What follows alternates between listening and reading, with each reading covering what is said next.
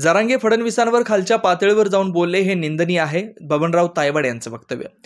28 ऑगस्टला मराठा आरक्षणाच्या आंदोलनाला सुरुवात झाली तेव्हा जरांगे यांची मागणी होती की कुणबी नोंद असणाऱ्यांना ओबीसी प्रमाणपत्र द्या, पण लगेच त्यांनी मागणी बदलली आणि सरसकट कुणबी प्रमाणपत्राची मागणी केली। त्यानंतर राष्ट्रीय ओबीसी महासंघाने आंदोलन सुरू केलं। ओबीसींच्या आरक्षणाला धक्का लागू नये, सरसकट प्रमाणपत्र देऊ नये यासाठी आम्ही राज्यभर आंदोलन केलं। 72 ओबीसी वसतिगृह, स्वाधार योजना लागू नसलेल्या अभ्यासक्रमांना शिष्यवृत्ती, 350 कोटी महाज्योतीला निधी मिळावा अशा अनेक मागण्यांसाठी संघर्ष केला आणि या काळात आमच्या मागण्या मान्य झाल्या। 29 सप्टेंबरला सरकारसोबत झालेल्या बैठकीत आम्हाला लेखी मिळालं आणि त्यातल्या बहुतांश मागण्या मान्य झाल्या। जातनिहाय जनगणना करावी ही मागणी आमची राहिली, ती मागणी आम्ही लावून धरणार। म्हाडा आणि सिडकोत आरक्षणाची मागणी आम्ही केली। सरकार ओबीसींच्या मागण्यांसाठी सकारात्मक आहे। सरसकट ओबीसी प्रमाणपत्र सरकारनं दिलं नाही। जरांगे पाटील म्हणतात 57 लाख नोंदी सापडल्या, पण ते वास्तव नाही, कारण या नोंदी 1966 पूर्वीच्या आहेत। जरांगे पाटील यांचं आंदोलन सुरू झाल्यावर महाराष्ट्रात 1,71,100 नवीन प्रमाणपत्र दिलंय, या सुद्धा नवीन नोंदी नाहीत। मूळ ओबीसीतील लोकांच्या या नोंदी आहेत। ज्या कायदेशीर नोंदी सापडल्या त्यांना आमचा कधीच विरोध नाही। परवाची जरांगे पाटील यांची प्रेस संपूर्ण राज्याने पाहिली। त्यांनी दोन्ही उपमुख्यमंत्री आणि मुख्यमंत्र्यांवर टीका केली। फडणवीसांवर ते खालच्या पातळीवर जाऊन बोलले हे शोभणार नाही, निंदनीय आहे। यामुळे आता आंदोलनकर्ते आणि सरकारमधला संघर्ष सुरू झालाय। सर्वच सरकारने आम्हाला न्याय दिलेला आहे। ज्या 1-2 प्रलंबित मागण्या आहे, आम्हाला एवढं मान्य आहे की एकदा सरकारने आश्वासन दिल्यानंतर मागण्या एका दिवसामध्ये पूर्ण होत नाही, त्याला काही वेळ लागत असतो, सरकारला तो वेळ द्यावा लागतो, परंतु त्याची वारंवार पाठपुरावा करावा लागतो। ते पाठपुरावा करण्याची प्रक्रिया आमची सुरू आहे। म्हाडा आणि सिडकोमध्ये ओबीसीला आरक्षण नाही, त्याची सुद्धा मागणी आम्ही केलेली आहे। ते सुद्धा पूर्ण करण्याचं आश्वासन माननीय उपमुख्यमंत्र्यांनी आणि मुख्यमंत्र्यांनी आम्हाला दिलेलं आहे।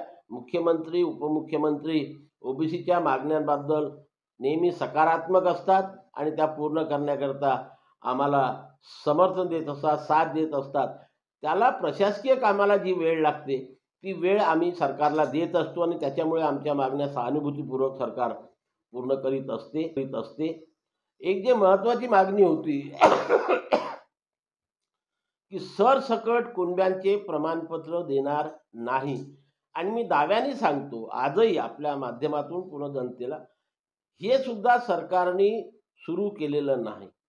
वारंवार आंदोलनकर्त्यांकडनं एका आकड्याचा उल्लेख केला जातो की 54 लाख नोंदी सापडल्या आणि त्याच्यामुळे 40 लाख लोकांना प्रमाणपत्र दिले आणि म्हणून 1.5 कोट 2 कोट मराठा समाजाला कुणबी जातीची प्रमाणपत्र मिळाली आणि आता सगळ्या सोयऱ्यांचा जी.आर. लागू झाल्याबरोबर त्यांच्या सगळ्या सोयऱ्यांना मिळून सर्वच मराठा समाजाला कुणब्यांची म्हणजेच ओबीसीची प्रमाणपत्र मिळेल, अशा प्रकारचं वारंवार सांगितले जाते। आणि वारंवार आम्हाला सुद्धा ओबीसी समाजातील पदाधिकाऱ्यांकडनं, कार्यकर्त्यांकडनं, समाज बांधवांकडनं विचारणा केली जाते की बा याच्यामध्ये तथ्य काय आहे।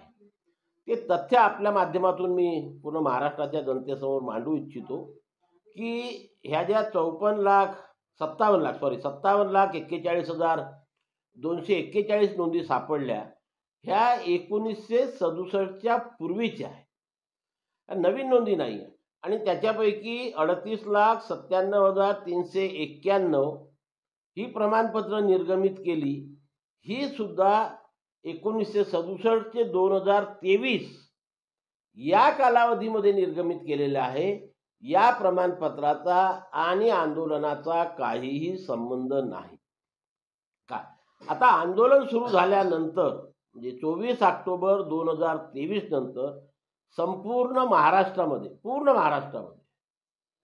एक गोष्ट लक्षात घ्या, संपूर्ण महाराष्ट्रामध्ये 1,71,100 नवीन प्रमाणपत्र दिले। आता हे 1,71,100 जे नवीन प्रमाणपत्र दिले आंदोलनानंतर, ही सुद्धा काही नवीन नोंदी सापडलेल्या नाही आहे।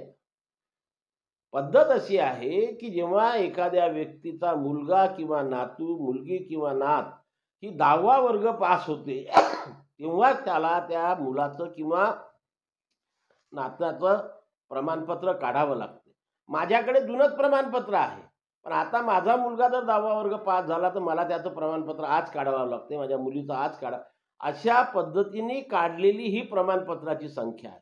सुरुवातीपासून राष्ट्रीय ओबीसी महासंघाची आणि ओबीसी समाजाची, ओबीसी नेत्यांची एक प्रमुख भूमिका आपण लक्षात ठेवा. आम्ही नेहमी म्हटलं की ज्यांच्या नोंदी सापडल्या, ज्या लीगल नोंदी आहेत, त्यांना आमचा विरोध नाही, कारण तो कायदा आजच अस्तित्वात आहे. खरं म्हणजे असं आहे की परवाची माननीय जरांगे पाटील साहेबांची जी प्रेस या संपूर्ण महाराष्ट्राने बघितली आणि त्या प्रेसच्या माध्यमातून त्यांनी आपल्या ज्याला शब्द मी म्हणेल उद्रेक भावना व्यक्त केल्या आणि या राज्याचे माननीय मुख्यमंत्री एकनाथरावजी शिंदे, माननीय उपमुख्यमंत्री देवेंद्रजी फडणवीस आणि दुसरे उपमुख्यमंत्री अजितदादा पवार या तिघांवरही दोष लावले, तिघांनाही आरोपीच्या पिंजऱ्यात ठेवलं आणि सर्वात जास्त अतिरिक्त म्हणजे असं झालं की